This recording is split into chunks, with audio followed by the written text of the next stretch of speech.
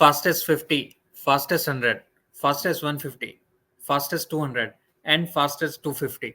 These are just half of the records that India broke on day 4 of the India versus Bangladesh test in Kanpur, as India tried to enforce a result in a game that seemed to be going towards draw for the first 3 days.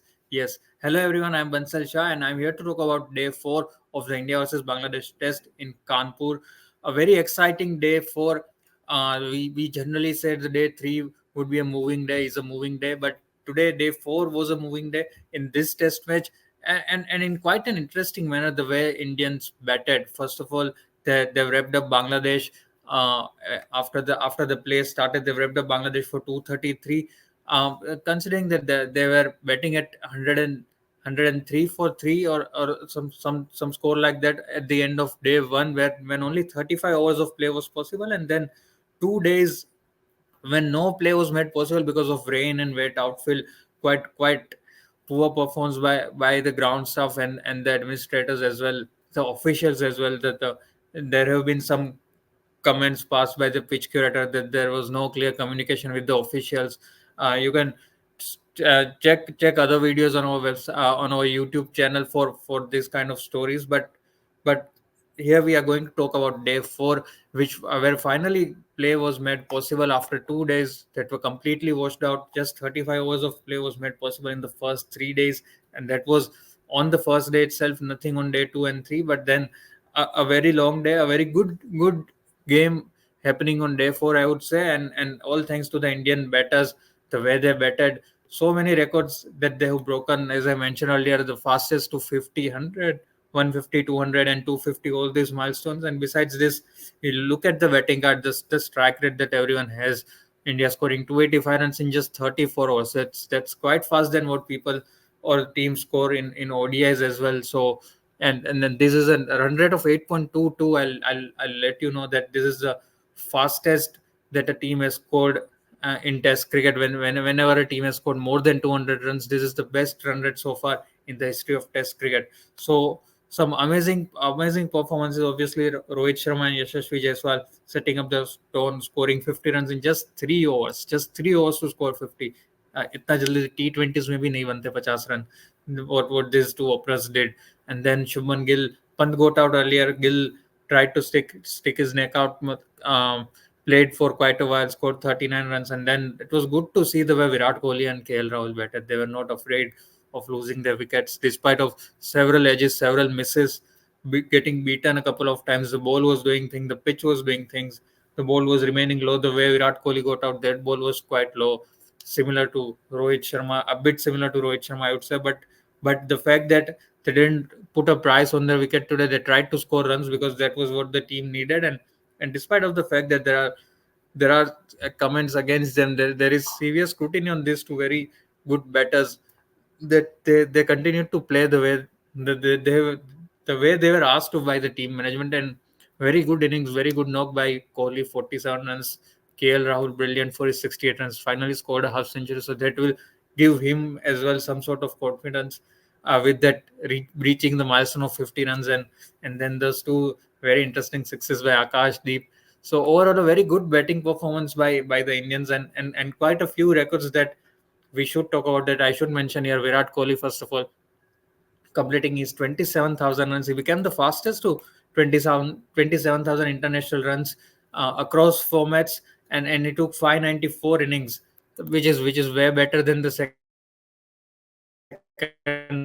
highest. The second highest is none other than Kohli, almost 30 innings better than the master himself. So this is really very interesting, and a commendable milestone for Virat Kohli, that 27,000 international runs every day, at the office, at the ground, and every day he does something new, breaks some of the other records. So this was really interesting for Virat Kohli and for Team India. Then KL Rahul, the way he scored his 50, this was his fastest test half century. So, and 15th overall and the fastest test half century. So something like that coming at such a time when his form is constantly scrutinized, when he's constantly criticized for batting slowly, batting poorly, and then he brings up his fastest test century, is something really very interesting. Another interesting record that went down today was Yashasvi Jaiswal. hitting the fourth fastest half century for India in Test cricket. Yes, the top three, if I remember correctly, are one of it is by Rishabh Pant, the other is by Kapil Dev. There is Shardul Thakur as well in that list for the fastest half centuries in Test cricket, and now Jaiswal is the fourth one with 31 balls, scoring half century in 31 balls. So quite interesting records that have been broken. Also, India scored the most number of sixes in a calendar year. So that is yet another record that was broken in that hurricane, a baseball kind of innings. Don't want to use the word baseball, but then maybe you can use Goti Gate or Goti Ball, something like that. But that doesn't sound so cool, right?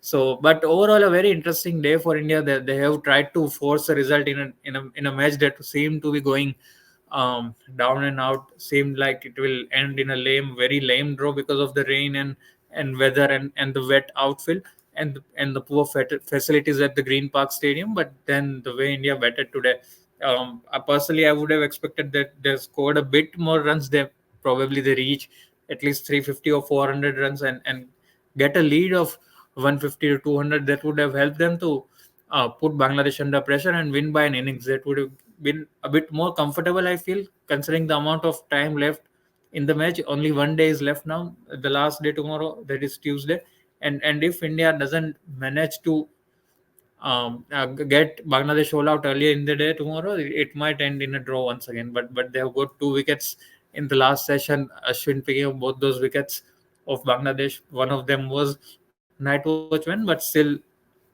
I think they'll take it. The Indians will take it, and they'll back themselves to take 8 wickets early in the day tomorrow. Bangladesh trails by 26 runs as of now.